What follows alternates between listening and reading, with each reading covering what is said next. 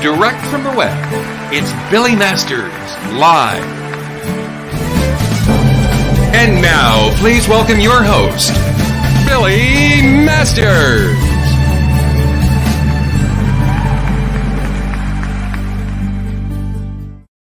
Hey everyone, welcome to Billy Masters Live. I am, of course, your host, Billy Masters, and today is, thank you, Monica. Today is Tuesday, June 8th. And you know, I can't look at that and not realize and remember that today would be the birthday of the late Joan Rivers, who, as you all know, was a close friend and influence and gave me so many opportunities and inspiration. It's always hard when you think about something like that, and especially leaving in such an untimely way. You know, but I have thought many times during this pandemic that if only Joan were alive during this pandemic, the tweets we would have had would have been unbelievable. However, speaking of tweets, our guest today, we're back to Tuesday shows. So let me just, first off, I'm in the Fort Lauderdale Beach House. Obviously, that's why we're not in the studio today, because, you know, I needed to get away. I'm exhausted. And I just go out and walk on the beach, and I'm very happy. And, you know, there are cabana boys to be had. But it was fortuitous that I was flying because I had a book by one of my favorite writers, Paul Rudnick, who you probably know from so many plays, Jeffrey, Most Fabulous Story Ever Told, the movie, The Addams Family Values, The Stepford Wives, the original version of Sister Act. Oh, so many things. We have so much to talk about. But he is also a prolific tweeter, which is where I was before I was going to the play. So tweeting, playing. So I was flying down here on Saturday, and I had his new book, Playing the Palace. I don't know if you can see it. We have a chyron somewhere. Monica will put it up, I'm sure, when he's here. Anyway, Playing the Palace. So Playing the Palace is about, I hate to give anything away, but let's just say a gay man from New Jersey who lives in New York on the cusp of turning 30. Unlucky in love, although I really am not sure I'd say that because he just broke up with like a really hunky actor. So really, I don't know how unlucky he was. But anyway, they broke up and he's sort of down on himself, which, you know, if you can be down on yourself, you'll never be lonely. But anyway, he's down on himself and he goes to St. Patrick's. Paul, is it Patrick's? It's Patrick's. St. Patrick's in New York. And he prays for things to turn around and for love. And he then meets the Crown Prince of England, who's openly gay in this story. And romance and hysteria ensue. I'm not going to tell you too much more.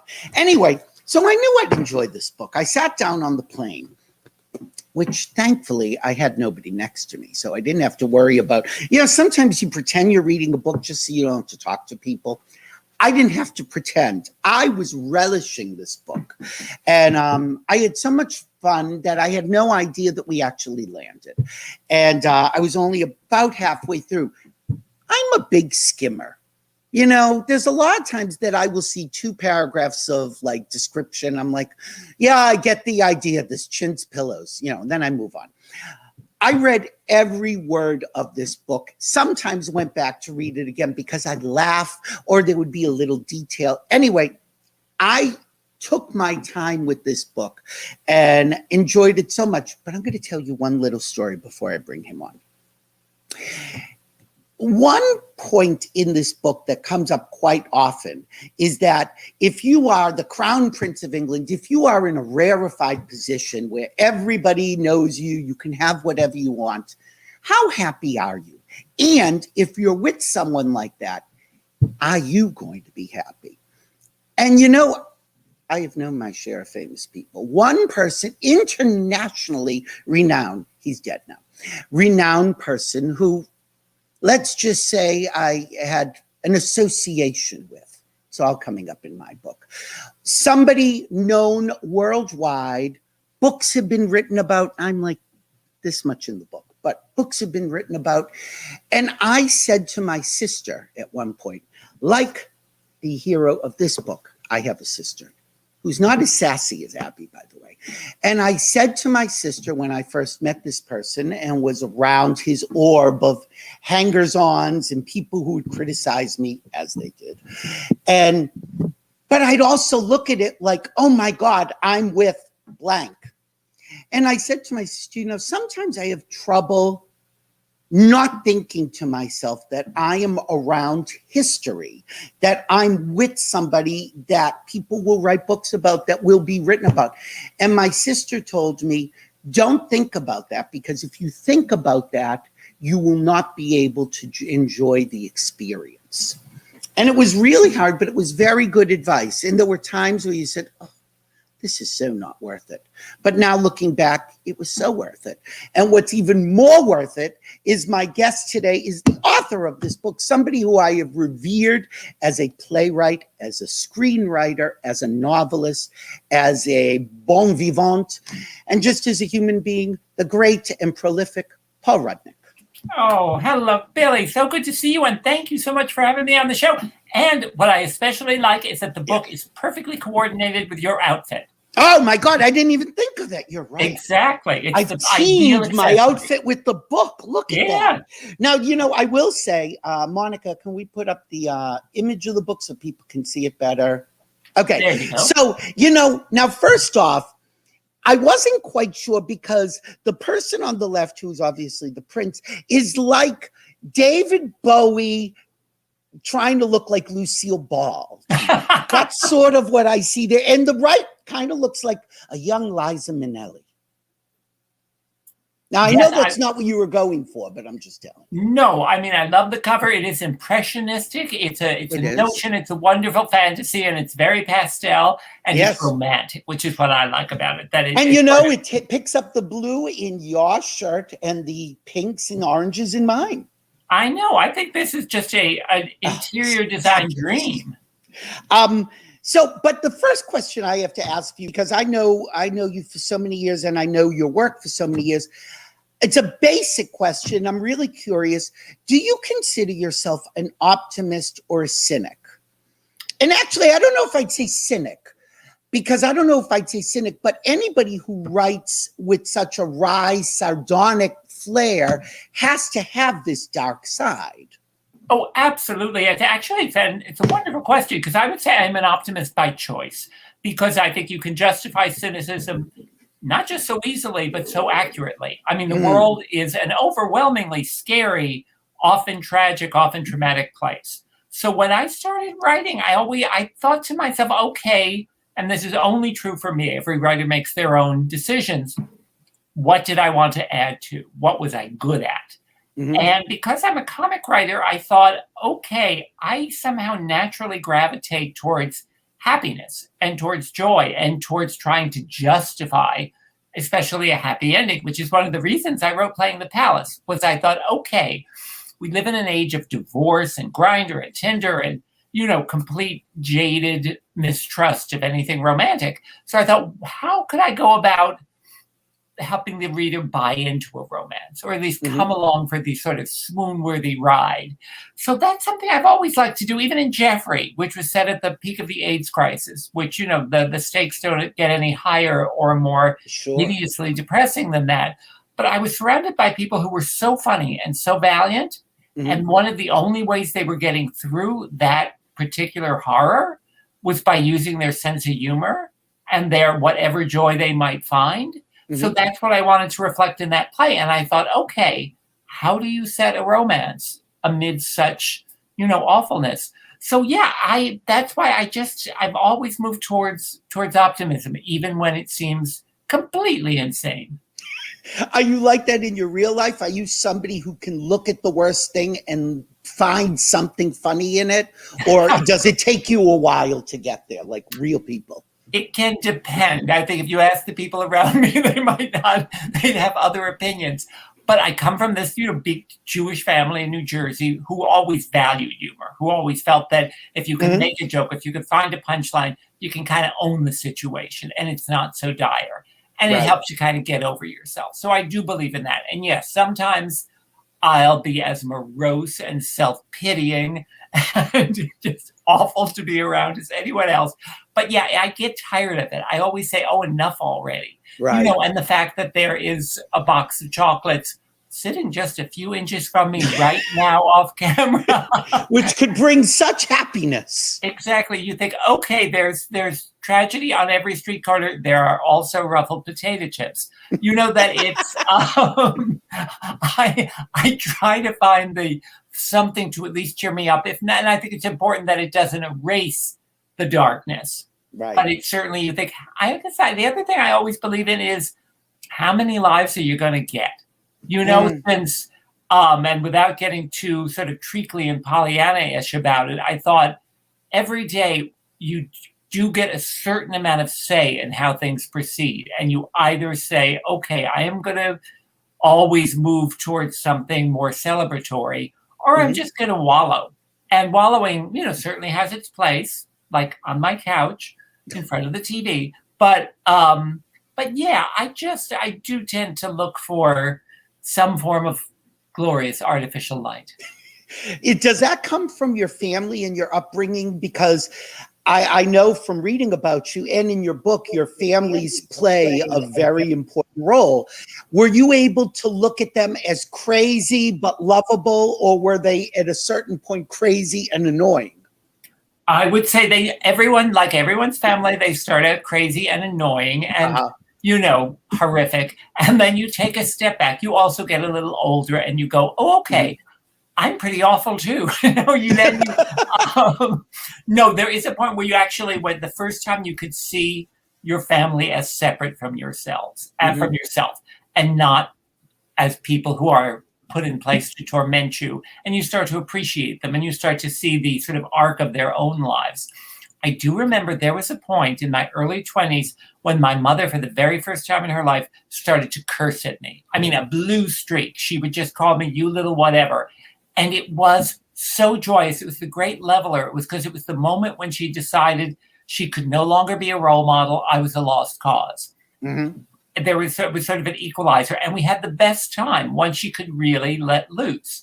So I tried to reach that point as well, where I could appreciate my family. You certainly forgive them. You also start to enjoy their idiosyncrasies rather than thinking of them as instruments of torture. And also, my family gave me so many. I mean, when I wrote my novel, I'll Take It, my first book, what a great it was book. a tribute to my mom and her sisters. Her sisters shopping. Yeah, and every summer, we would pile into the car and we'd pretend we were going on a trip to New England to see the Whaling Museum and all the historic, you know, monuments. And we were really hitting every discount outlet mall and shop from Piscataway, New Jersey to Waterville, Maine. And I loved that lesson. I loved that my family both lied about it and yet couldn't stop enjoying themselves. So I thought, yeah, there's a tradition I can live up to. So yeah, it's part of both the Jewish community and the gay world that you think, these are both tribes that so value humor and show business and education and culture and democracy, you know, all the good stuff, that I felt lucky and honored to be part of both of those worlds. So yeah, they inform everything I do. And you celebrate them, which is what I love, is that, you know, you talk about that. You sort of have to re-look at who they are as an adult and then reintegrate that into your life and your purview. And in your books, you really do celebrate them. You don't use them as, I mean, they're laughing points in the sense that they can be outrageous, but they're not outrageous to point at and laugh at, but outrageous in a lovable, you know, embracing kind of way. Oh, yeah. Well, pure villainy wears out its welcome very quickly. Unless you can true. see any situation from each character's point of view, you're going to be very limited. You know, you need to sort of adore everyone you write about, no matter how monstrous they could sometimes be. Well, then I remember, and I'll Take It, there is an element of larceny in the book. And when it came out, my mother told people, it's all true except for the crime. I thought, okay, deal. I also sat behind her at the first preview of Jeffrey, where she was terrified because it's a very raunchy play, and she thought that the audience, she was very supportive, but she thought the audience was going to sort of find me, drag me into the street, and behead me. She was so nervous, and her shoulders were up near her ears. And as the play went on, and the audience was laughing and embracing our amazing cast, I saw her shoulders lower. And she was so happy, and she felt, oh, okay, there was not going to be some horrible, assassination attempt later. So yeah, that's how I sort of integrated all of my feelings. Because when I read some books, and some people are totally justified in not just a hatred, but a sheer sense of escape from truly toxic family situations. That wasn't mine. I mean, there were certainly darker elements. But there's a point where you think, okay, you're an adult now. Get over it. That's sort of horrible. But I have done that with Like, family members as well. When they come to this realization of, I'm this way because of this, and I'm like, great, now you know that. Now what? What are you going to do with that? How is that going to inform your life moving forward? Because you can't do anything about what happened. Well, I do remember my brother, who's a terrific man. He once, when he went into therapy for the first time, and anyone who's done that is familiar with this, your world opens up in all sorts of loony ways. But he did blame my mom for introducing us to Hostess and Drake's desserts, which he felt, were poison. I would disagree with that. I would as well. Considering them to be religious items. I just screamed at him and I said, I do not remember a gun to your head saying, have a bite of this brownie, take a yodel, So I thought, okay, there was so much good mixed in with all the dreck. So, but I think that there is a point where you just have to own things and get past them, and where you start making your own choices, and you start, of course, finding your own family, and you start figuring out a way forwards rather than dwelling on however unpleasant the reality might have been. Yeah, I have a friend who lost both of her parents relatively young and had problems in her childhood that she never dealt with, and has lived her life in like suspended animation for years. I'm like, you're not going to ever be able to move forward until you address what happened. And she has said, well, I'm afraid that if I start looking at what happened, it could suffocate me. I said, but you're not living until you've done that. So it is very hard. But you said something really interesting a second ago about the book and seeing the characters from different perspectives. And I guess this is true in all your books, but it certainly jumped out at me in this one, is that this book is solely from the point of view of Carter, the transplanted New Jersey boy. So everything, and I thought about this when it was over, everything that he knew about Edgar, the Crown Prince, is all that I know about Edgar. So I only know him through your hero's eyes, which is not necessarily well-rounded, but it makes me sympathetic from his point of view. But I'm curious, some people write books where like different chapters are from the point of view of different people. Would I have had a completely different impression of Edgar if this was from his point of view? Possibly, although I think some of it was something you were saying earlier about celebrity and power, that this is a book also with a huge imbalance between Carter, who lives in an apartment in Hell's fifth floor walk-up in Hell's Kitchen with roommates, and Prince Edgar, the Crown Prince of England.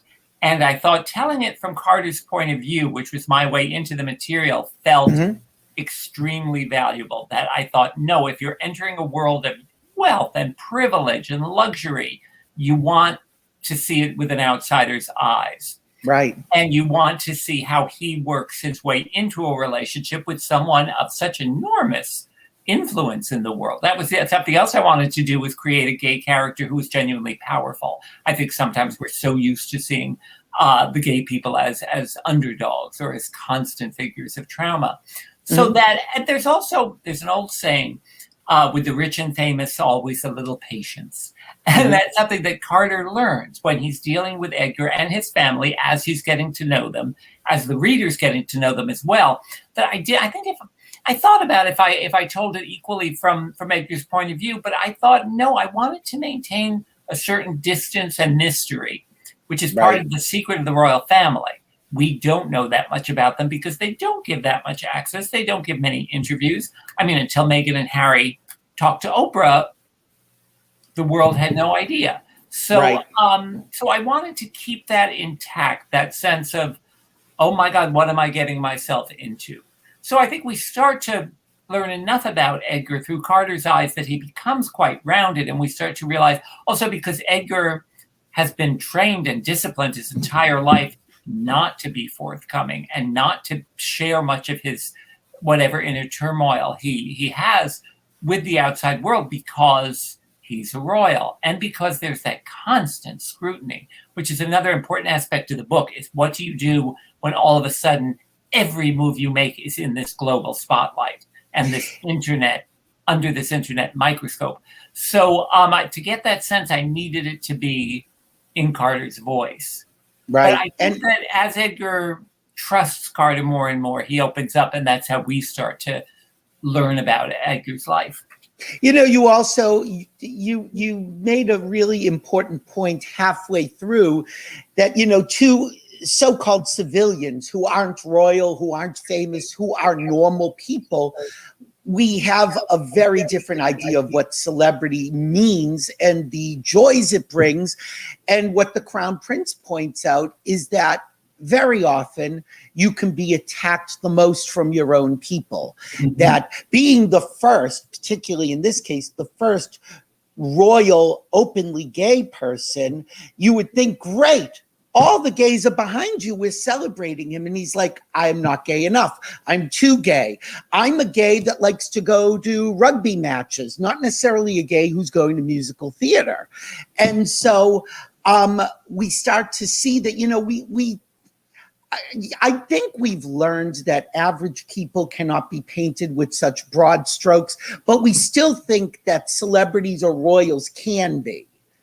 And this was really, I thought that when they had that scene where Carter has to understand Edgar's life is not this charmed life, that he is not, he's like, well, why don't you just do this? Why don't you just do that? Well, A, maybe I don't want to, and B, I'll be criticized for that too.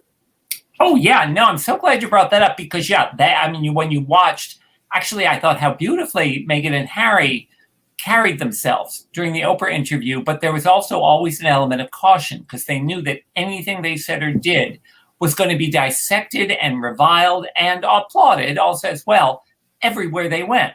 And that's true with Edgar as well, especially as you were saying, when you were the first gay anything. I mean, I've been around long enough to see how many fantastic gay actors have come out when there was always that studio objection that, oh, we would love to have more gay actors in our films, but there are no gay leading men, or there's no gay performer who's economically viable. And I saw the apprehension of those performers before they came out, where they were worried that, okay, am I going to be out there alone? Am I going to have to represent all gay people wherever I go? Am I going to have to be some ultimate role model 24/7, which was often true. And the only answer to that is, of course, more of everything, more of everyone, more people living openly. But the first has the biggest burden. Oh, yeah. And I think whoever is the first openly gay royal, and it's shocking that there hasn't been one yet, will be both, you know, wildly celebrated and attacked viciously. I mean, I adore gay people. They are my family. They are my tribe. But on the other hand, have you met some of them? You know, they're not how many times about their opinions. Yeah, we cringe about people because, and it's not because they're gay or they're straight or, oh, why are they doing that? But the person next to you is like, oh, I'm so glad they did that. And we have to understand that everybody is coming at it with their own baggage, their own preconceived notions. And it is, and you cannot win. You know, Meghan Markle has been the most polarizing member of the royal family. And after the interview, just as many people who adored her hated her. Yep. People who thought she was so sincere, others thought a lying bitch. And you're not going to change those people's minds. And it's been interesting to see it play out in the papers. And reading this book, I thought to myself, how fortuitous this timing. You couldn't have planned it better. I know. My dream is for someone to somehow a paparazzi shot of Meghan and Harry with a copy of Playing the Palace sticking out sitting of on the beach reading, yes. Or Queen Elizabeth, keeping it at her bedside. In her purse. So fingers crossed. But it's we all tend to envy the power and the money of the celebrated, and to imagine that fame is this miracle antidepressant, which at times it can certainly be. On the other hand, I'm not going to pity people in life where so much is given. But on the other hand, it's funny. I just was thinking years ago, for absolutely no good reason, I was on Oprah's show when she still had her show. And it was the first time I'd been around Oprah or anyone at that level of fame and authority. And she was fantastic. But I remember when I was sitting, on the soundstage, and she entered, and the crowd went so berserk, and they weren't being prompted. There were the no air changes, yeah. And I watched her deal with that level of adoration, which of course could so easily turn on her.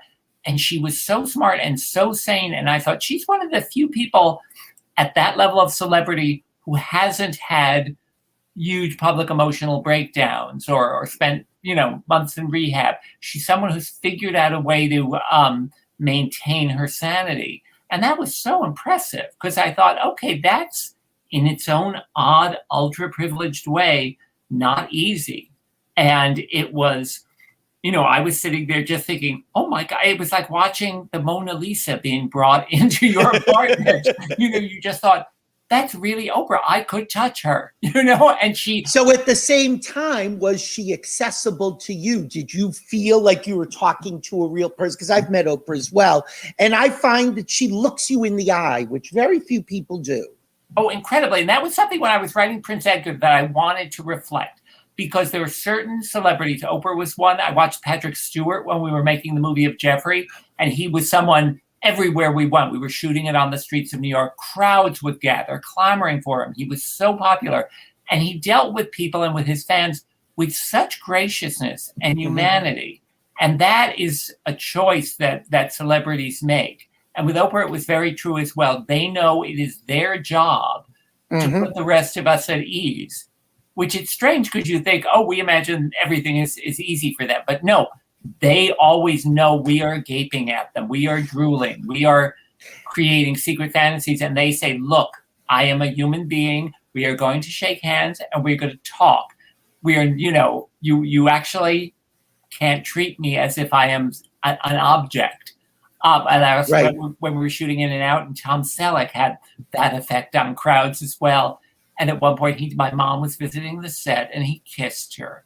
And I thought, you are the most wonderful man. She must have swooned. Oh, beyond. That was, the rest of her life was sort of post Tom Selleck kiss. So it was, there are people who do celebrity well, and maybe it takes a few years of practice, but it was always a lesson. I thought, okay, that's the right way. You keep mentioning your mother, and I know that she was a big influence on you, and that she was the person, I believe she was the person who introduced you to the theater. Oh, absolutely. No, because she and my father are from New York, from Queens, and always had a habit of theater going. And I grew up with all of their original cast albums, and they made sure I was taken into Manhattan for matinees. I had the weirdest superpower as a child. They'd let me choose a Broadway musical for every birthday, and I would unerringly pick the worst show of all time, which is one of the gifts of being a child, is you have no taste and you don't care. As long as there was an orchestra and a red velvet curtain and people singing and dancing, I was in heaven. So yeah, that was critical. And what was the worst show? Oh, I don't dare. The worst shows, the really epic, the memorable hits I reserved for later in my life, when I saw Into the Light, the musical about the Shroud of Turin. What is that? Oh my God! It starred. Remember Dean Jones, the original star? I remember Dean Jones. He was very valiant. The show was bankrolled by some strange religious organization. Well, of course it was. Yeah, but it was really the plot was really about determining whether the Shroud of Turin was real or not, and that certainly sings and dances. Wow! And only in a Disney movie. Well, and Dean Jones, I think, played a scientist, and there was a lot of it in the lab. And all I remember about it was the big final moment. They did a laser show shooting from the shroud, which was on some sort of gurney. And by that point, it had been discredited. So it was weirdly as if the Shroud of Turin was somehow Anastasia. You know, that she was as if, okay, she's not the princess, but perhaps she really is. So the shroud suddenly erupted or an alien with the worst disco lighting you've ever seen. Oh my God, I must look this up. And actually, it was trying to create a genuinely religious ecstasy in a Broadway house. So that was pretty great. Dance of the Vampires was a whole other. Oh, I remember that. Yep. So yeah, somehow the ones that really have stayed with me are the more adult disasters. And interestingly enough, speaking of Dance of the Vampires, you are working on a musical. Yep, I am co-writing the book with Kate Weatherhead, who's a terrific writer of the musical of The Devil Wears Prada, and now Elton John is doing the score, wonderful lyricist Shana Taub is doing the lyrics, and it's going to try out next summer, actually, in Chicago. So it's been delayed because of the pandemic. Because of the pandemic, and also because just getting all the pieces in place. I mean, musicals are the most time-consuming journey, and especially when it's a version of such a beloved novel and then film. I think everyone involved really wants to get it right. Well, of course. So we'll see. Is this your first musical? It's my first Broadway musical, and I've always had musical elements in Sister Act, even in most of my plays. I've always aimed at seeing if you can achieve the level of heightened emotion and sort of celebration that arrive with most musicals in straight plays and in novels. So it's something very dear to my heart. But yeah, this is the first all-out Broadway show. You know, it makes me think to myself, because you're so varied in so many ways, that the only person in contemporary time I can compare you to is maybe Terrence McNally. Oh, well, he was both a friend and a true hero of mine. I remember when I first got to New York, I was friends with Wendy Wasserstein, the wonderful playwright who died far too young, and she and Terrence were very close. And they were to have the example of the two of them, who were both so brilliantly talented and making a living as playwrights. They were working in the theater, in other realms as well. But they had a real glamour to them and a joy. They were really funny. They could be really dirty. They had a sort of Nick and Nora Charles rhythm to them. But I adore Terrence's plays. So getting to know him and to put a personality to the work was a great sort of Manhattan pleasure. But yeah, he and Wendy there was something just sort of golden about them. When you think of what you do, because saying writer almost seems like trite, because like people who are on Facebook think they're writers. So like, I don't like that. But you're a playwright, you're a screenwriter, you're a novelist, you are an essayist. We should mention that your essays in the New Yorker now. Is that where you are mostly? But of course, I remember from Premiere Magazine, Libby, how could I forget Libby? In the book, the collection of her essays, Libby Gelman Waxner. What is the name of the book? If you ask me. Yes, it's such a great book. If you can find it, you can find it. No, it's out of print, but it is. You could pay a lot of money for that thing on eBay. It's and Libby sometimes tweets as well. I'm Paul Rudnick. Oh, your tweets are great. And sometimes she returns in the New Yorker as well, so that she is still strangely alive and as powerful as ever. Well, so do you think of yourself I don't want to say just as a writer, but how do you define your occupation? That's tricky because, it took me I thought it wasn't until Jeffrey when I felt I wrote something that didn't embarrass me horribly. It was when I realized that the highest form of happiness is relief. It was when I I wrote Jeffrey, which was about a community I adored, and it was something that felt very necessary at Well, the it was time. at a time that was Yeah. so vital. We were scared. It was AIDS. It was running rampant, really still at that point. Oh, completely. And you either, like you said earlier, plays and books and films either delved into the abyss and sat there, or they ignored it completely. And it was the first time that I believe a play gave us permission to laugh.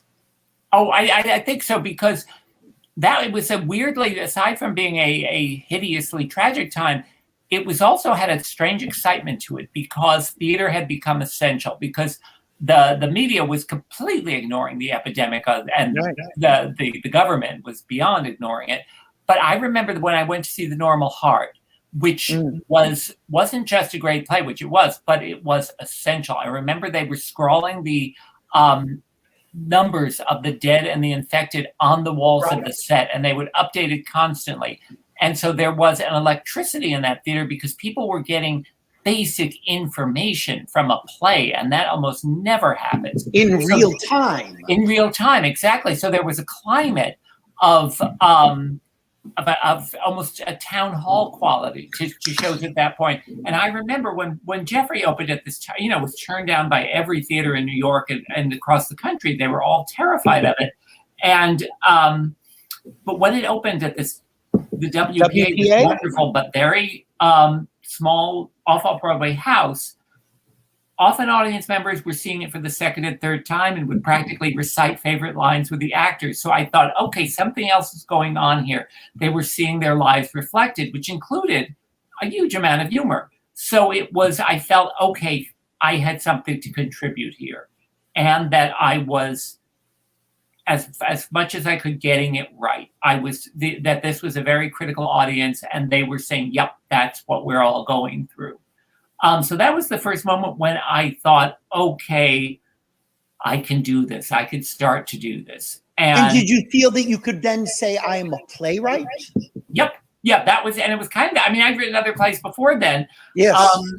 But they were it was part of a learning curve where I thought, okay, when I would write these plays and they would be received one way or another, but there would often be a sense of a slap in the face of, okay, you have to work so much harder. You have to get so much better. And it was almost as if I was also learning to be worthy of the material in Jeffrey and later plays as well, where I thought, no, if you're going to write about the gay world around you, you better be up to that task. So I needed to just be better as a writer. I still do, but it's... There were also other Paul Rudnicks out there judging you, so it better be up to your own standards. Oh, exactly. And so since then, there have been ups and downs, but I've tried to, and it's never, I think I, like almost every other writer I know, you always do your best. Whether that's reflected in the success of the project is another matter entirely. But yeah, that was the first time I thought, okay, if I call myself a writer or put it on my tax return, I will not cringe quite as badly as I had. But yeah, it's funny because sometimes saying you're a writer feels like you're saying something so archaic, like I'm a shepherd, I'm a poet. It just feels like you should be holding a tambourine and wearing a velvet hat. But on the other hand, it's the greatest source of joy for me, aside from my partner John and chocolate. It's I couldn't imagine doing anything else that I feel lucky and even devious that I get to do what I love and occasionally make a living at it. That it's just the joy of it's a gift. And I think so many writers feel that way because you so much of your time is spent alone or in endless frustration. So you better love the writing itself. Yeah, I think it's interesting because there is a lot of pressure on writers because what they write about are snapshots of their era. And, if you ask an average person, what do they know about Henry V or Richard II? They may know a play. That's all they may know about it. And so while I am a big believer that plays and fiction can go wherever they want, there is that fear that people take it as fact and historically accurate. Your plays do have snapshots of the era in which they were created. And I'm thinking now of The Naked Eye, which I saw at the ART in Cambridge. Oh my God. I did with the unbelievably fabulous Mary Beth Peele, where I fell in love with her there. She was unbelievable. But I didn't see the first version of that. So which I guess was a year earlier. Yep. So I'm curious in that case, that's the one play I'm aware of yours that did get sort of a second chance. What was the difference between that first and second incarnation? Oh, it was wildly rewritten. It was first done at the WPA with Mary Beth Peele and the heavenly Jason Cameron. Oh, and it was one of the most raucous experiences. The audiences would go insane for it, but the play clearly needed work. And we should tell people that it's kind of inspired by Robert Mapplethorpe. Yep, it was. And the funding by the government. By Mapplethorpe's courage and style, and also the fact that people would go into art galleries and sort of inspect these enormous photographs of erect penises and appreciate them as if they were, a vase of flowers. And then he went on and did photograph vases of flowers. Yes. But I thought there was something also inherently comic about how he played on the viewer's sexual nervousness and excitement, and used elements of porn to, make his way into the arts. So, and I remember when we did the play at the ART, it had a very different opening scene, where the actor involved got my favorite review of all time. He's a superb actor named Neil Maffin, very good looking. And the play opened with Neil hanging naked on a cross. Yes. And he had like a 12-minute monologue, which he delivered superbly, even though I told him, Neil, you're going to have to accept something. For at least the first 5 minutes of this, nobody's hearing a word. We're not hearing a word. No, we were just appreciating. He was gorgeous. He was, stunning. And one of the critics claimed that the actor involved was clearly wearing a prosthesis. He wasn't. I said, Neil, that's the greatest compliment a man can get. But they didn't realize, nope, that's all you. And that's, so he was just wonderful. He and Mary Beth worked together so beautifully. So I would love that I was given that opportunity to get that play right, because it was tricky. Also, because, when you're dealing with material that's very much of its moment, ripped from the headlines. You sometimes you need a couple of productions or a lot of drafts to find your way in. That it was material that I loved, which was why I was working again with Chris Ashley, who's the most superb director, who's directed almost all of my plays. That and the film of Jeffrey as well. That so we just loved that constant collaboration, that sense of what does this need? We've been lucky enough to see it on its feet once, and we knew it didn't quite land the way we wanted it to. How do we get there? And were you in agreement where it should go? Oh, yeah. No, well, Chris is the best, because he's what I've learned about directors and about anyone in power, he's got a perfectly strong ego, but he doesn't need to push that around. He listens. He's incredibly appreciative. He's incredibly caring. So when I would have conversations with him, he allowed me to fail utterly. When I could say, okay, here are 5 god-awful ideas, and he'd say, yes, those were god-awful, but the 6th idea seems to have some promise. So he was just a dream director for me, and continues to be. We have another play scheduled for next year. But it's, I always think that a great director is a combination of your perfect parent and therapist and parole officer. There's somebody who understands you, doesn't let you get away with anything, but does it with kindness. Yeah, but I have found that, I know quite a number of playwrights and people who work with the same people over and over. And I'm thinking of Charles Busch, and Matthew Lombardo, and people who the director almost is like a dramaturge that allows you permission to bring out things that you may not have tried with other people. Oh, absolutely. Because if you're a writer like me, you could also sometimes be, in the most annoying way, hypersensitive, where you don't want input from 80 different people telling you what your play needs, even if they're right. So if you can have someone who can listen to those 80 people on your behalf and then channel the useful information, that's a dream come true. And that's what Chris does, and other directors I've worked with in movies, like Barry Sonnenfeld on the Addams Family movies was like that, and Frank Oz on In and Out. That they're people who are the best possible barrier and interpreter and guide, that they also protect you from all the voices of people who don't really have a stake in what you're doing, but are perfectly happy to offer an invaluable moment's opinion. Although one of the most important lessons I've ever learned, and it's really hard, but sometimes the stupidest people can have a good idea. So it's important to listen to almost everyone. But that's why it's good to have a director to verify, okay, that jerk in the corner just said something that we can actually use. Well, it's funny you've told this story, but I'm gonna, I try to avoid anybody telling stories that I've heard on other interviews, but it's just such a brilliant story. Could you tell the story about the comment cards for In and Out? Oh yeah, no, it's funny. I was just thinking of that the other day because we had the first test screening of In and Out at a mall in New Jersey. Of course you did. Of course, and at the Paramus Mall, and it was.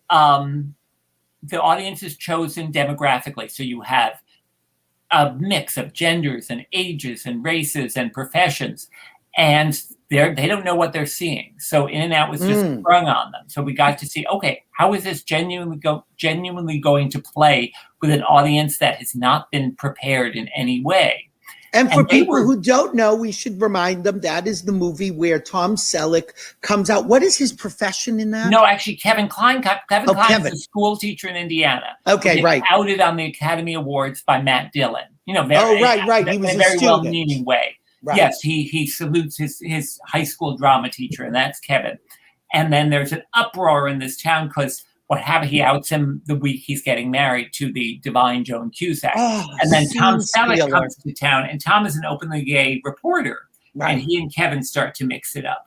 And they've got a very long and deeply romantic kiss, which caused those test audiences to go in berserk, both for good and not so good. That a lot of the women in the audience would be just swooning and loving the romance of it. And there was a teenage boy in front of me who stuck drinking straws in his ears to somehow prevent him from watching more of the kiss. But anyway, the story you mean is afterwards, all the people in attendance are asked to fill out cards, rating the movie and discussing their response.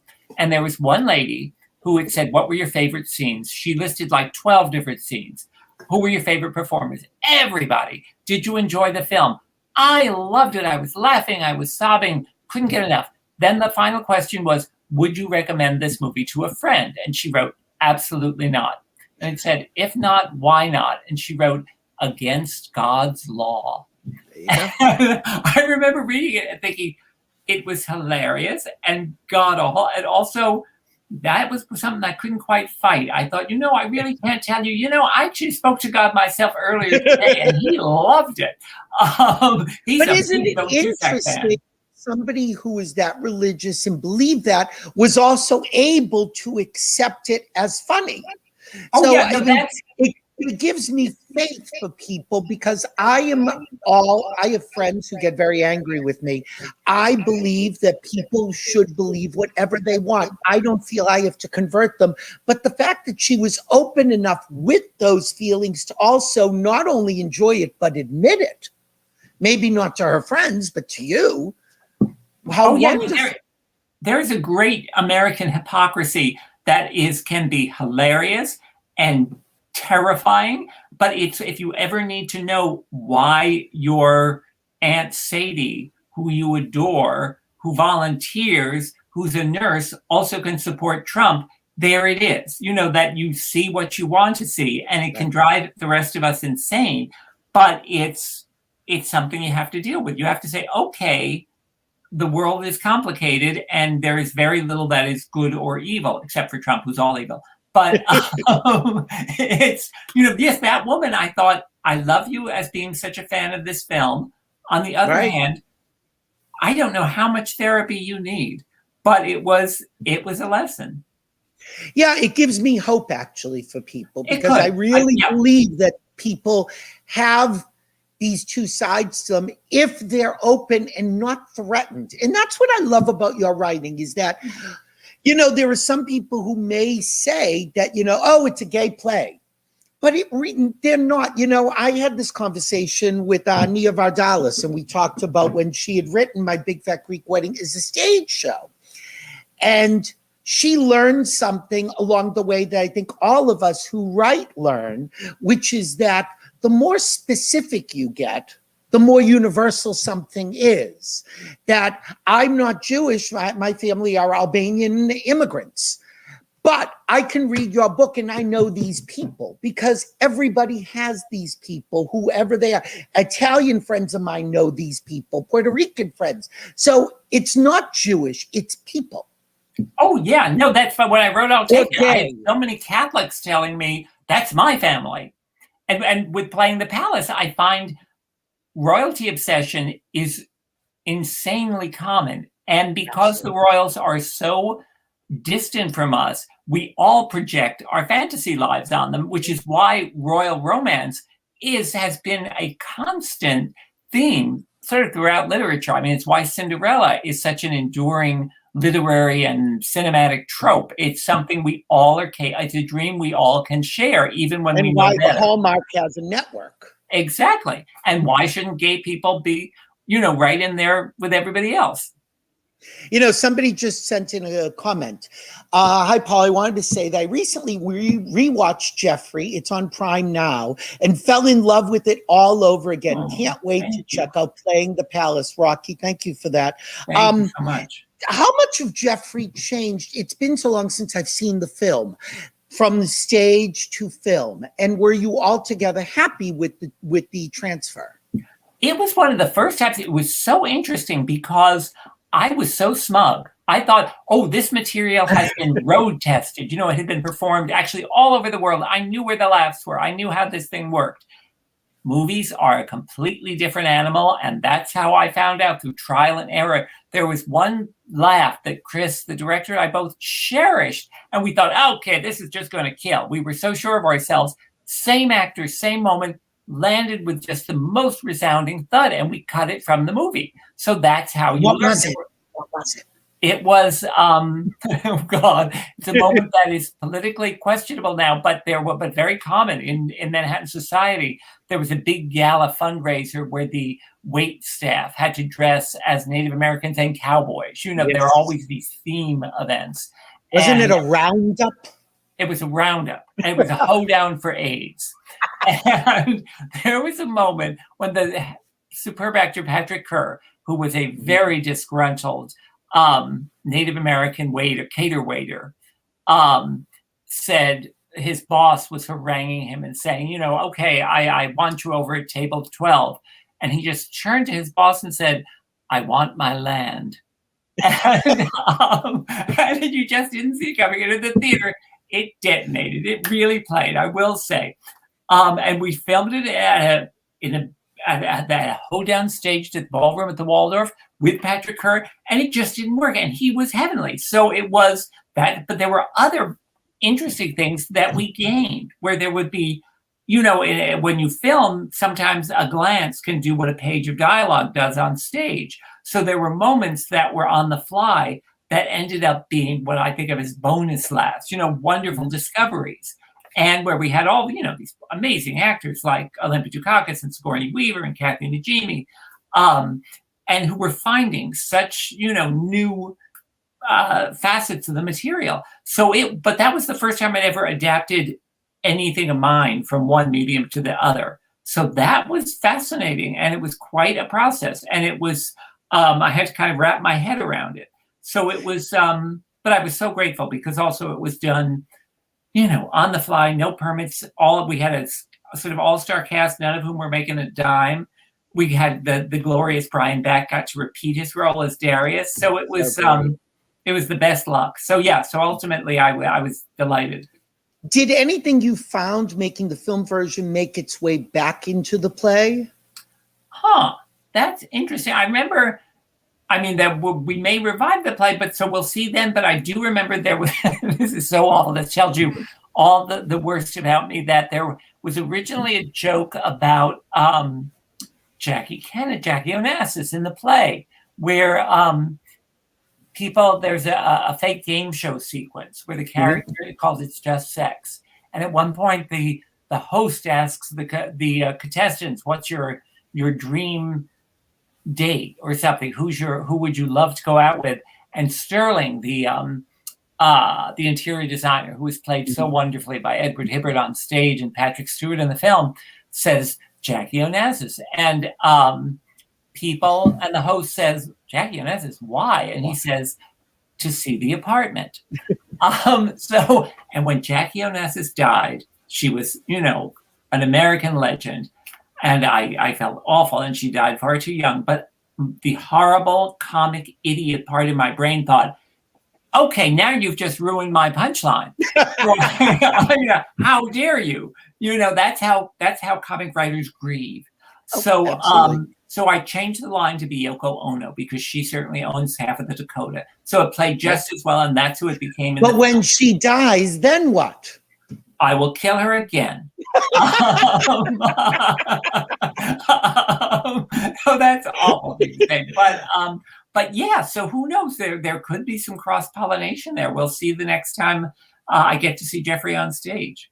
I had told when we set up this interview, I had told Lauren that when I went to acting school at the American Academy of Dramatic Arts, I used the opening monologue of Jeffrey as my audition.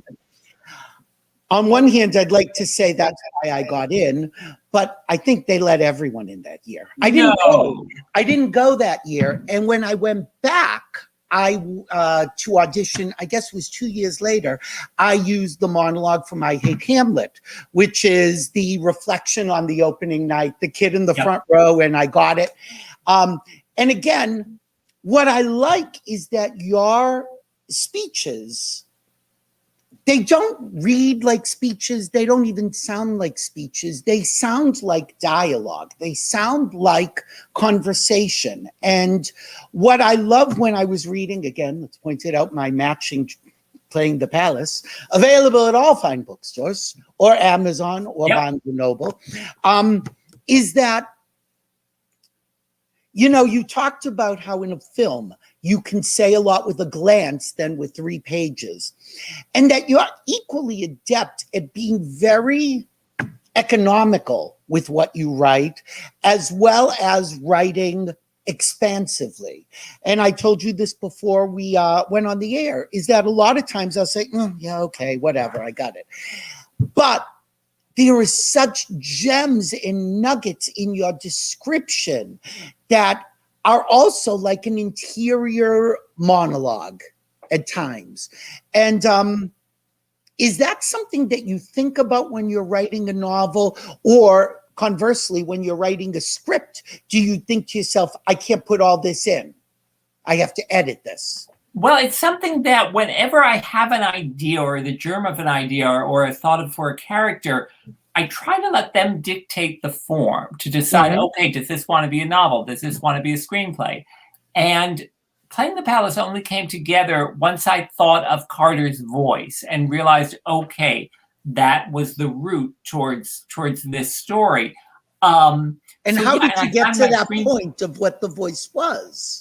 Yeah, and it is something that I think my theater background has helped me with, that sense of a conversational tone. And I think what you were just referring to, that where you want I think sometimes books are wonderful when they feel like gossip, when it feels like you're sitting down with a friend who's confiding in you and telling you all the dirty secrets about what really happened last night. Sure. And that's the feeling I wanted for Playing the Palace, that sense of, okay, here's somebody in this extraordinary situation who has access to all of these sort of gilded, powerful figures, and who's going to let you in on the other side, who's been there.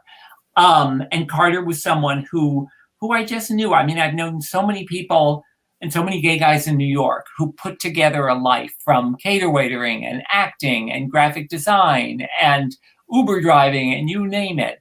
And I admire them so much that there's a life thereafter and they carve it out for themselves and they figure themselves out kind of on the fly. And they're often the sort of shadow army that keeps New York operating. You know, when you see your wait person, when you see the guy who delivers your flowers, when you or when you see that person outside of where you've typically seen them and realize they're a real person. Exactly. Which is such a New York experience. Oh, completely. Also, that's what the other thing that I loved about Playing the Palace was that it's a collision between Carter and Prince Edgar that could only happen in New York.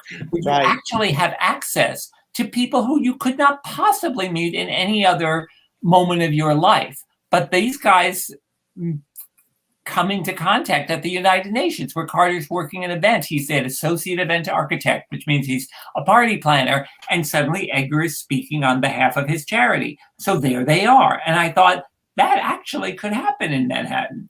And they're also you've put them on equal footing, which I like because Carter is running the event. All right, so Edgar's could run England at some point. But the point is that one needs the other. Oh, yeah. And so there is not this subject hierarchy, which I really enjoyed as well, that from their first moment, Carter tells Edgar how to loosen up to make a speech. And in a normal place, a commoner might not say, you know, Your Highness, this is what you should try to do. So he's also got balls. Oh, yeah. Well, it's kind of a democracy versus a monarchy thing. Yeah, we're Americans, so we think, no, but we're all equal. No one's better than any one of us. And New Yorkers are very rarely flapped. Exactly. They're unflappable. Well, I think New Yorkers tend to either think that we are all famous or we are all going to deflate anyone's attitude, you know? So that when we meet a royal, it's like, yeah, what else you got? I hope you're a good tipper. You know, that it's, so that there is that sense of Carter is both paralyzed with, you know, celebrity terror, that there's that sense of, oh my God, I'm now 5 inches away from the cover of People magazine.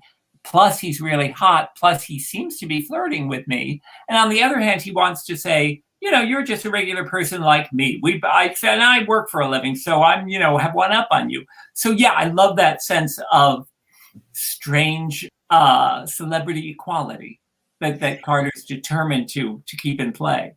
Yeah, and you extend that to Carter's family when the Crown Prince goes to the wedding.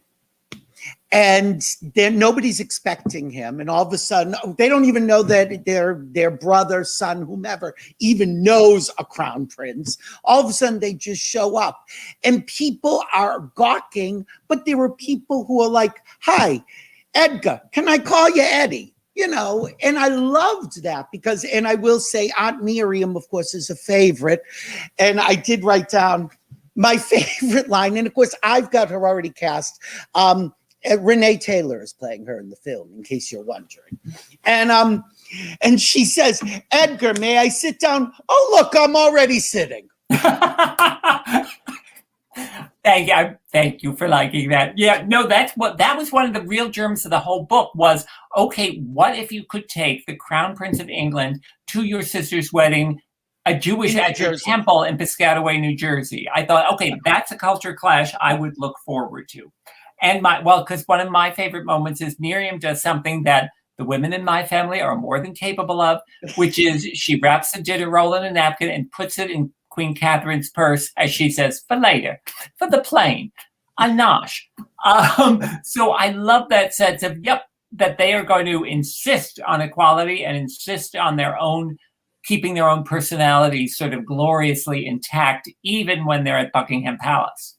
Yeah, there is not a fish out of water feeling with anyone overtly, except for, as luck would have it, Carter, who does. But you know what I learned in reading the book is that Carter felt like that with normal people. He always was down on himself. So it didn't matter if he was around a prince or a hot movie star or, on a dance floor in a New York gay bar. He was going to think, and there's this internal tape in his head that I think so many of us have had, which is, this is great, but not will I fuck this up? How will I fuck this up and when? And how badly will it be fucked up? Because the fuck up is coming.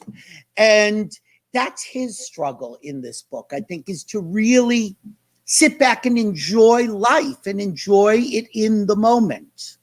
Oh, yeah, and to entertain the possibility of happiness, which is something that is very scary, especially if Carter's been dumped more than once. He's realized he's got his family sort of glare on him at all times. But he's had hot boyfriends. He has had hot boyfriends who have cheated on him relentlessly. Well, but he had them. But he had them. But yeah, so the book, the whole story in a way is an ultimate test where you think, okay, what if I fucked up on a global stage? What if I made a hopeless disaster of my life and literally the world is watching? The internet was rating every heartbeat of that, fiasco. So it's, I like to amp up the stakes that way, to say, okay, you're not just going to have a bad relationship. You're going to have a bad relationship with the future king of England, and everyone gets a vote. So it was, because that's the other thing I thought, the idea of the romantic lives of royals is so fraught, because with the rest of us, everyone doesn't get to, fill out a comment card on our partner, on our fiance, on our bride or groom. But Meghan Markle and Harry, are constantly being judged as to their sexiness, their appropriateness for each other, their physical presentation. And you think that is an enormous amount to deal with that the rest of us have at a much more minimal level. Yeah, but we all have it with Facebook and internet, is that we judge everybody. And unlike Meghan and Harry, who sat down with Oprah in a pre-taped interview, Carter gets to go on live television, not once, twice. There's really almost a third time by absentia, but certainly those two times are disastrous. And it's funny because I thought to myself, oh, Paul Rudnick, couldn't you have given the poor boy one win?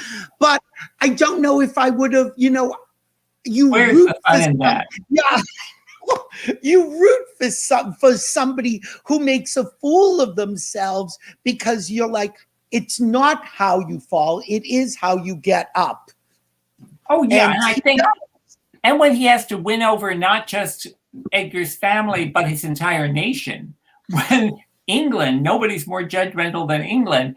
And so Carter, I think it's almost through his sort of foibles and through his missteps that the English people come to appreciate him and say, okay, we've seen this guy fall down a substantial flight of steps. Let's watch him get back up. I think that's how you win people over, not by coming in all your flawless perfection and all your photoshopped, gloss. It's okay, how do you handle the pie in the face? And that's how Carter proves himself. And I think that's how he feels that the ultimate romantic fulfillment in the book is earned, because he's been through this sort of fire, this gauntlet of social, mishaps. Well, you throw a little curveball at us. I'm not giving away any plot points, but you do throw a curveball by not telling us that this sort of denouement moment, wasn't sort of wrong place, wrong time, but perhaps a little bit of self-sabotage, and that people do put themselves in situations because they don't feel they deserve the happiness that's coming their way, or they're waiting for the next second shoe to drop. So why not help the shoe? Oh, yeah, I think that's very common. That's something practically all of us share. There's also a great tradition in Jewish culture of the evil eye, in which there's always, a dark cloud lurking beneath every silver lining. That sense of, oh my God, if I aim for pure happiness, if I aim for romantic success, oh my God, is God going to slap me down? Right. And that may very well happen, but that doesn't mean you don't try. And that's, I think, something that Carter figures out. But yeah, I think we are all capable of total self-doubt and total self-sabotage, that sense of, okay, I'll dig my own grave, and dance on it.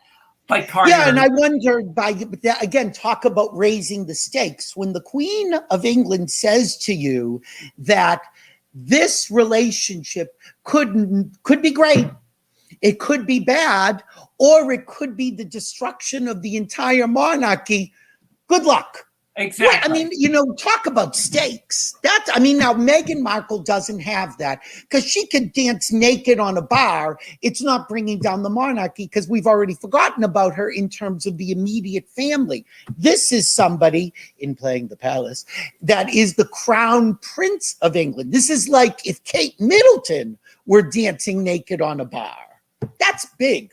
Well, that's why one of the things I loved is that Carter had intended to meet Queen Catherine, Edgar's grandmother, under ideal circumstances, with perfect lighting, being as articulate as possible, being ideally dressed. And instead, on his first night in the palace, he's wandering around the kitchen at 2 a.m., stealing a snack, and suddenly there she is. And crackers are spewing out of his mouth, and she is so not happy to see him. And one of the things I love about Catherine is that she enjoys her effect on others, that that she's somebody who likes being the Queen of England. Also, because one thing that always fascinated me, there are certain jobs that have absolute security. The Pope, a Supreme Court Justice, and the Queen of England. Right. There are ways to get rid of them, but basically you're never going to be fired. And you can either choose to be intimidated by that, or in Queen Catherine's case, you can glory in it. So she knows that she's got this guy as a frightened mouse in the corner with a flashlight in his face. So she has a great time. You also find out that her real concerns are overwhelmingly for her grandson's happiness, that she knows he's had not a life without obstacles, and that she wants to make sure that he makes the right romantic choice, that he doesn't blunder. So that you realize, okay, this is a very powerful woman, also a deeply emotional one. So she was fun to write. Yeah, I love that her big question is about the welfare of her grandson. Mm-hmm. That is her only question, really. Yep. And the directness of it inspires a direct answer, which is another thing that I like about this, because there are people in books, in everybody's books, that approach a question differently. They sort of surreptitiously get an answer. This is somebody who's like, so, do you feel this way? What are your intentions? Which is what makes her the parallel bookend for Miriam. Oh, yeah. Well, with that long speech at the wedding, which is brilliant. Oh, yeah. Well, no, that's Edgar goes through his own sort of gauntlet at the wedding, especially with Miriam, who's not going to let him get away with anything, and who is completely unimpressed with his crown and his accent. She thinks of those maybe as drawbacks, that she says, we're going to overlook that. And of course, the fact that he's a Gentile, she says, well, just pretend it's like you have something in your teeth. So it's these guys both face challenges, and that's part of the fun of romantic comedy, is seeing, okay, how many obstacles can you hurl in the path of a happy ending? What are these guys up against? And when it's royals, those, that's substantial. So I loved seeing how Carter and Edgar both maneuver their way through these very matriarchal people. Exactly. And those matriarchs found their own commonality in the last few pages. It's real. I don't want to ruin it, but it's really quite extraordinary. All right. So because we've got to wrap up shortly. But the first question is, was the blue streak in his hair an homage to social disease? Oh my God. I never thought of that. I'm so glad that you mentioned that, because it could be, it's sort of like some sort of weird brain residue where you link things. But until this very second, because social disease was a good many years ago. Oh, but there you have it. Yeah. And it happens at sort of the same time. Well, no, it's at the beginning of social disease. It's like I'm writing my own doctoral thesis on myself. I'm Oh my drawing, God. you know, I'm drawing parallels. But so no, I'm thrilled to realize that today. So there All you right. go. Well, two lines in Social Disease that I loved. First, Licky viewed men less as lovers than as I don't remember. I haven't read it in so long. rides. Oh my God. But then I will say, and now let's see if you can come up with the following to this line. At the exhibit, wife says, I don't know, husband says to wife, did you know that Ramses II was entombed with his entire household? I don't remember. What? Tell me. Yes, dear, there was a time when service meant something in this country. That's true. Oh, see, that's one of funny. One of the strange joys of being a writer and then being older is that you get to sort of rediscover things, and they can feel. You think, who was I when I wrote that? And luckily, you know, I like those lines, so I'm pleased. But it's so interesting when you read. It's going through your creative photo album, and you're realizing, or reading a line from your diary or something, right? You don't need furniture if you use enough blush. Let's just remember that's words to live by. That's wisdom. I know, exactly. Okay, Coastal Elites. Brilliant. I loved it. And and people, if you haven't seen it, HBO, Coastal Elites, was supposed to be a series of monologues on stage at the Public Theater, correct? Yes, it was. They were written in helpless eruption before the last election, when, like everyone I knew, I was living in a 24-hour news cycle of total anxiety and panic and dread, and I had to write about it. And in fact, I did once see a guy at a Manhattan coffee shop wearing a MAGA hat, and it triggered me like no one. Really? I thought, what are you doing on my turf? So that way I thought I have to put this on the page. So is this like a fantasy of what you would have liked to have been big enough to do? Yeah, or what my mom might have done. Really? But yeah, and so I wrote these interlocking monologues, and they were going to be staged at the Public Theater by the wonderful director Jay Roach, who would then film them for HBO. And that was exactly when the lockdown happened. So I thought, oh, okay, this is just. Had it been cast at that point? We started to, but nothing near what we ended up with, which was this extraordinary group of Bette Midler and Dan Levy and Issa Rae and Caitlin Dever and Sarah Paulson. Yeah. So it weirdly ended up finding just the right home, because HBO came back to us and said, is there a way to shoot this remotely? And we figured out, with every health protocol in place, with very minimal crews, with the actors doing, their own hair and makeup, figuring out locations in their own homes for the most part. And very few cuts, I might add. Few cuts. No. That was what was then. That's such a tribute to those performers. Amazing. Jay and I were on like 5 apps at once. He was in LA, I was in New York. We were talking to each other on the phone while Zoom was doing stuff. We would Zoom during the rehearsals. There's something else called Q-Take that is closer to film, and that's what we ended up using for the final product. But no, there were moments, especially when Bette Midler did what was essentially a 35-minute monologue. Yeah. And that's hugely dramatic and wildly comic and passionate. And she would deliver it practically on one breath, note perfect. And Jay and I would be texting each other, like teenage girls going, OMG, oh, wow. And then Bette would finish and she'd look at us and say, was that okay? Notes. We would go, Bette, you have no idea, that was phenomenal. And that happened with all those actors. And they were so undaunted by the intensity of these speeches, also because I think they felt a lot of their own thoughts reflected in them. Mm-hmm. So the other thing that was very fortunate was I got to rewrite in the moment right up until filming, so we could reflect, the way the healthcare system was being overwhelmed, the Black Lives Matter protest, and include it as it was happening, because I so wanted it to be a snapshot of exactly that time, right before the election, when, especially in New York and in LA, that's why it's called Coastal Elites, there was a certain kind of person who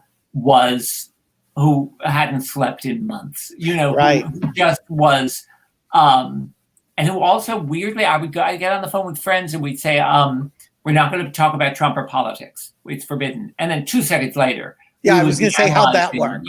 Every word from the last speech. And So it, yeah, and what I think was lucky was that by filming with these very intimate close-ups, you were so right in there with those performers and those characters, and they were always intended to be monologues. So that felt right for this material rather than like a drawback. So I was thrilled that it was able to happen at all and at that level. And then I found so many people afterwards told me, "Oh my God, that's exactly what I've been going through." So there again was that sense of, national angst fueled into this this piece. And yeah, it was a very wild ride. What's interesting about Dan Levy's monologue, he's an actor who is up to play the role of a gay superhero. And it's like he wants to play it like a normal guy who just happens to be gay. And he sort of has to play it gayer, play it over the top. And he's wants this role because, you want the role. But you also have this self-awareness and this conscious in your place in the world. But if you don't get the role, you don't have a place in the world because who's going to know who the hell you are? And he's wrestling with himself about being too gay, not gay enough. And again, similar to playing the palace, you cannot, and saying how these directors and the feedback he's getting are coming from many gay men. And he's feeling, I'm doing almost a minstrelized version of being gay, but that's what they want because that's what's going to sell to middle America, blah, blah, blah. And then when he thinks he has screwed it up because I'm not playing it that way, he still gets called back. And, the idea of people finding their place in the world that is authentic and yet still has a voice. And I think that's the balance, because you can be authentic and you're so authentic, nobody's going to listen to you. Oh, yeah. And Dan, I think he was so invaluable because he'd been on those auditions and he'd been in that situation. Of course. Where, especially if you're one of the few, economically viable gay actors, you get called in for certain roles and you know what's expected of you, and it's not always what you'd like to offer. So he knew that sort of battle. And it was, it's interesting that it's still going on because I've seen it with so many actor friends who are, happy to be able to afford their health insurance, but at what emotional cost? And the notion of gay superheroes, the first gay anything. And what will that mean to the culture? What does that mean to a little kid growing up who sees, Prince Edgar who might become King Edgar? Or there's a gay superhero in the Eternals of film. Right. And I think Green Lantern and things like that. Right. Yeah. And then versus somebody like Bette Midler's character, Miriam, who again, another Miriam, who is resolutely herself. Yep. Well, that but also older and really in her bones and has paid her dues and has a body count to prove it. Oh, yeah. She's somebody who's so over it, who really has no filter left.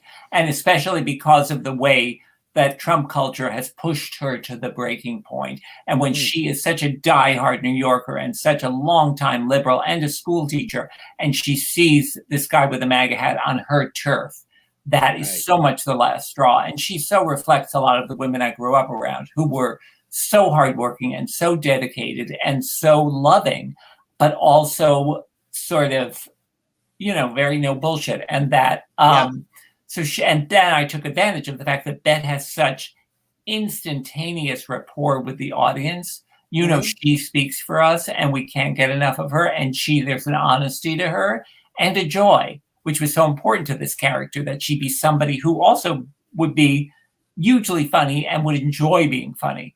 But that there's an anger there that she had, especially if you've seen Bette on Twitter, she's got access to, that it was that sense of national rage that Bette tapped into that was essential. And I just, was in awe. Was the first time you wrote for Bette, and I don't know if people don't know this, Sister Act was originally conceived for Bette Midler. Yep. And was that the first time you wrote for her? I think it was, because that was a long process. I worked on Sister Act for years, and Bette was very nervous because she had a strange qualm about playing a nun, and God bless her, she's later said, I'm not sure what I was going through. I should have done it, but Whoopi did a fantastic job too. So yeah, that was it. I grown up watching Bette Midler on TV and worshiping her like so many others. And so it was a joy and a frustration. But later, I also did a big overhaul on the First Wives Club. So it was a treat to write for Bette then, and on other projects as well. So she's just always been such an idol of mine, and just somebody who I treasure the opportunity to write for her. You know, when you work in film, things are so much done by committee as opposed to a playwright where you have a little bit more control, although there's still committees there too, but it's nothing like film. And I look at things like a Sister Act that starts as a genesis of a great idea that becomes another great idea. And then look at something like Stepford Wives that tinkered and tinkered to the point where you're like, I don't even know where we are anymore. And is it a frustrating thing for somebody like you who works in more of a controlled medium on a regular basis? Yes, it can be deeply frustrating. And it's and maddening. It can also be highly paid, because what most writers realize is that it is the screenwriting that will pay for the theater work and sometimes for the novels. It's also and for actors as well, for everyone involved. But it's also why sometimes people become novelists as well, because one of the things I'm so grateful for with Playing the Palace and my other books is I get to be the screenwriter, director, star, production designer. I get to call all the shots because I treasure my collaborations, especially when it's with someone like a Chris Ashley or a Frank Oz, or you get to work with actors like Kevin Kline. That's a dream. You know, that's something you pray for. But on the other hand, when you write a novel, you have the joys of solitude and of making the decisions all on your own. And you can imagine and take all the blame. Believe me. Yep. I mean, and you don't have the pleasure you get in the theater of audience response, letting you know if something is funny and when a cast and rewriting. Rewriting. Well, I do that in every form. I mean, that's an absolute. Are you a big rewriter? Oh, enormous. Which I really love. And I better, because no, I don't. I mean, I'm sure there are writers whose first drafts are perfect polished gems. I am not among those writers. So no, I love being able to go back as many times as it takes and tinker and rewrite and throw things out until the material is the very best I can make it. There is no greater satisfaction than throwing out an entire manuscript because it's not good enough. Really? You know? And so then is there anxiety when you say, these are the final corrections of the galleys for Playing the Palace, and then you look and go, oh, fuck, page 82. What was I thinking? I mean, or do you not go back and look at it again once it's out? No, well, there's a moment of exhaustion where you say, okay, this is the best I can do. If I keep going, I'll actually damage the story. So yeah, there is a moment where you say, okay, drag this from my cold dead hands. It's where it's done, and you have to be very aware of that sort of particular endpoint. But I tend not to rewrite things just because one of the things, not rewrite things, revisit things. One of the things I love about being a writer is the constant sense of a fresh challenge of, not just that the next time I can do better, but I can do differently, something different, whether it's a different form, whether it's a wildly different story, whether it's a whole fresh batch of characters. I like that, the fear involved and the anticipation of a new story, which is something you might not get so much if you're going to a job where it's the same drill every day. Sure. But yeah, so I'm scared of rewatching a movie or going to see a play again or reading a book, because I'll think, oh my God, that's just dreadful. But sometimes I'm pleasantly surprised. Yeah, well, again, we mentioned The Naked Eye, and I'm like, that was at least the time that I'm aware of that you really sort of revamped something. Have you ever been in a situation where you've plucked a character, revisited a character in something else, or brought them into, what would these people do in this situation? once in a while, sometimes you wish you could have sort of, a trunk where you keep jokes that could work, or characters that you adore, and you think, can I plug them in somewhere else? Could they travel? Once in a while that's possible, usually not so. Usually, nope, start fresh. But yeah, I find there are ideas that float around often for years, playing the Palace among them, where I try them in other forms or in other stories, and they're not quite right, but all of a sudden they are. All of a sudden they made a home for themselves. So I try to stay open to that kind of, voice of the universe. Yeah, what I love about playing the Palace is that, again, it seems so timely, and to find out that you've been working on it for a while and at a time when you had other things going on, and yet it feels so fresh and so of this era. I'm curious how perhaps in 5 years would I look back at it and feel the same way. I told you I recently reread Social Disease, and I'm like, oh, telexes and faxes and ATMs and and people trying to find a cab and pay, things that are a snapshot of that era but aren't necessarily of today. Oh yeah, no, I never worry about things feeling dated, because when people have sometimes asked, is Jeffrey dated? I think, God willing, I don't want the world to be living at the peak of the AIDS crisis, even though the disease is still very much with us. But no, I think accuracy is important. And I think when you read, whether it's Mark Twain or Shakespeare or whomever, they are writing details that make sense for their time. And that's actually invaluable, both as pure history and as just a glimpse of people who aren't us, people who have maybe share a lot of emotional points of contact, but who still had very different lives and faced different challenges and didn't have the internet.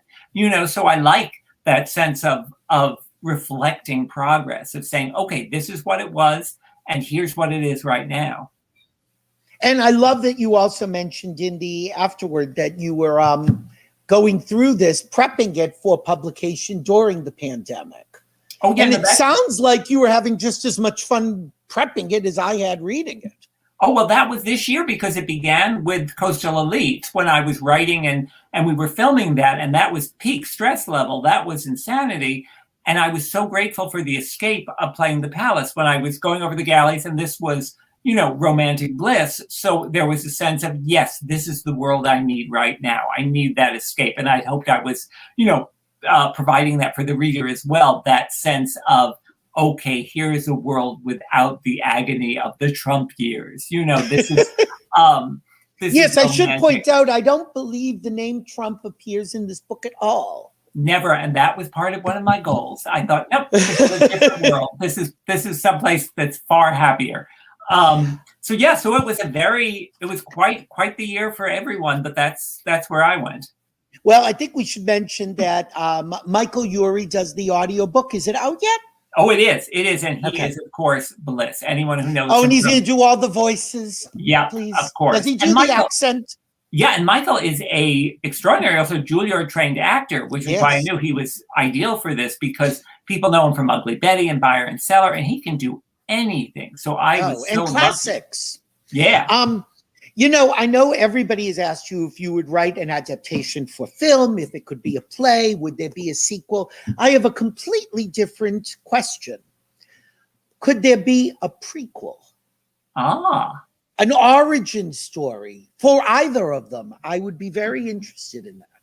Well, that's very intriguing. I'm open to anything at this point, because I fell in love with that particular group of characters, and I would be happy to explore either their earlier days or what happens next, since the guys have only just begun their kind of major romantic adventure by the end of the book.